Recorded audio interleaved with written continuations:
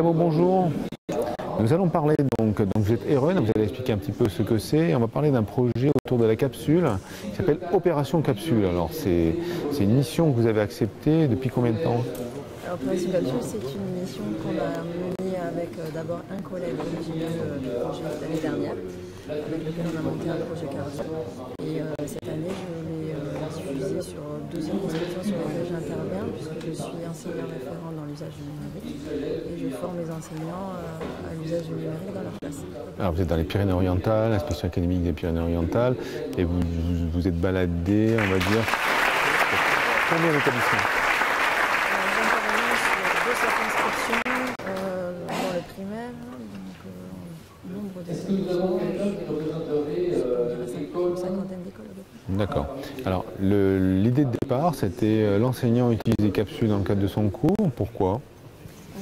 L'idée de départ, c'est l'enseignant qui fait fabriquer des capsules vidéo à ses élèves pour les faire vivre justement sur les apprentissages et comme aussi un moyen d'évaluation pour savoir si l'apprentissage a bien été formalisé.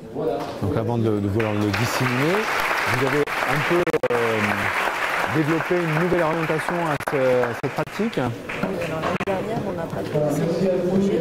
On a essentiellement travaillé avec la CARDI pour mettre en place les différentes étapes de mise en œuvre de la création des capsules.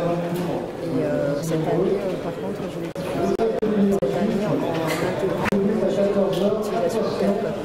Donc vous formez les enseignants des autres classes à fabriquer ces capsules, mettre en place donc un processus pédagogique qui permettrait de le faire, et l'objectif étant d'avoir une banque de données générale sur 66 sur les SVT, la grenouille, les additions, voilà. Alors c'est un peu ça, c'est de mutualiser aussi, parce que dans le projet on essaie d'intégrer les professeurs de collège et lycée. J'ai fait des présentations sur trois collèges de secteur qui sont les collèges et les écoles. Et donc on essaie d'intégrer aussi les professeurs de collège pour faire la liaison avec le site. Alors qui dit capsule vidéo dit matériel, vous faites avec quoi? Non, pas forcément. On filme avec une tablette, tout simplement. Après, le matériel, oui, c'est nécessaire pour les présentations avec un TBI, c'est un plus, c'est pas obligatoire. Et il faut par contre une connexion Wi-Fi par rapport au flash. Et pour envoyer les vidéos, vous les mettez sur un serveur académique, c'est ça? Pour l'instant, c'est moi qui héberge les vidéos sur le serveur académique. D'accord. Toutes les écoles sont connectées à Internet au débit pour pouvoir lire ensuite les vidéos ou non, dans le 66? Alors, pas toutes. Sur le secteur où j'interviens, oui, ouais. Ils sont connectés. Il reste encore quelques difficultés par rapport à la loi Veil dans maternelle. Mais par rapport au projet, ça prend fort. Vous rencontrez des difficultés, c'est quoi les points positifs, les points négatifs? Alors les points positifs, c'est par rapport à la prise de l'enseignant, parce que du coup c'est l'enfant qui fait tout. Dans le principe du projet, il faut que les enfants choisissent, il n'y a pas de contrainte, ils choisissent à la fois leur thématique, parmi un éventail de possibles bien sûr, et les moyens qu'ils se donnent pour présenter leur thématique. Par exemple, dans les dernières capsules que j'ai en tête, on a eu une présentation du futur indicatif sous forme de recette. Donc avec conjugué au futur, il faut 6 ingrédients, 6 cuillères de pronom personnel, etc. Donc une créativité quand même assez importante, qui vient des élèves ou des enseignants ou des deux? Des élèves. Des élèves, il n'y a pas de l'enseignant est là en fait juste accompagne. Comme accompagnant, mais il n'est pas là comme c'est pas lui qui dit ce qu'il y a à faire et quand il doit le faire, il doit juste aider au moment des étapes, mais c'est tout ce qu'il fait. Donc vous, en tant qu'Eren, vous êtes là quand ils créent les capsules, ou une fois qu'ils ont un peu compris comment il fallait faire, ils se débrouillent? Alors tout dépend de l'accompagnement. En fait, dans l'accompagnement, cette année, moi j'ai fait 6 heures d'animation pédagogique, 3 heures pour commencer, et 3 heures de mutualisation retour un peu plus tard dans l'année. Et entre les deux, tout dépendait des enseignants. Il y a certains enseignants où j'ai pris la classe pour certaines étapes pour leur montrer comment travailler. Et il y a d'autres moments, d'autres écoles où ça n'a pas été nécessaire.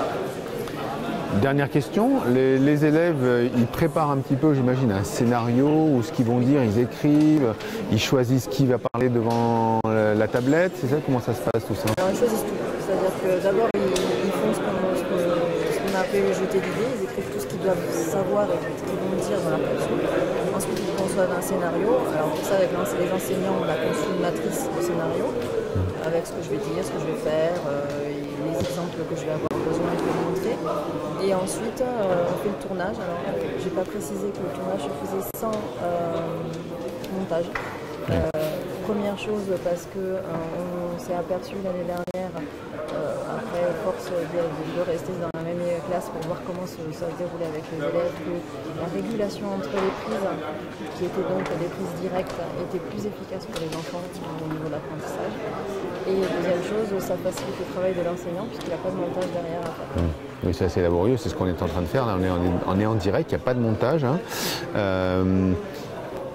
Est-ce que justement il faut refaire des prises? Est-ce que les élèves sont à l'aise devant la tablette ou... Alors en général, en moyenne, on va aller avoir 3-4 prises maximum, mais grand maximum.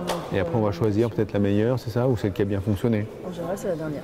D'accord. Donc, on s'arrête jusqu'à ce que ça fonctionne. Voilà, quoi, sachant que les capsules dans le protocole ne dépassent pas 2 minutes. D'accord. Donc au pire, si on reprend 3 ou 4 fois la même capsule, ça va faire 10 minutes de tournage maximum. Une dernière question. Est-ce qu'il y a beaucoup de monde qui veut être derrière la caméra ou est-ce que c'est une personne qui essaie de prendre le leadership et dire maintenant moi je vais le faire?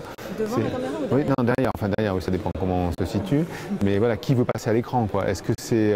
Alors on a eu le cas rare d'enfants qui ne voulaient pas être face à la caméra et être filmés.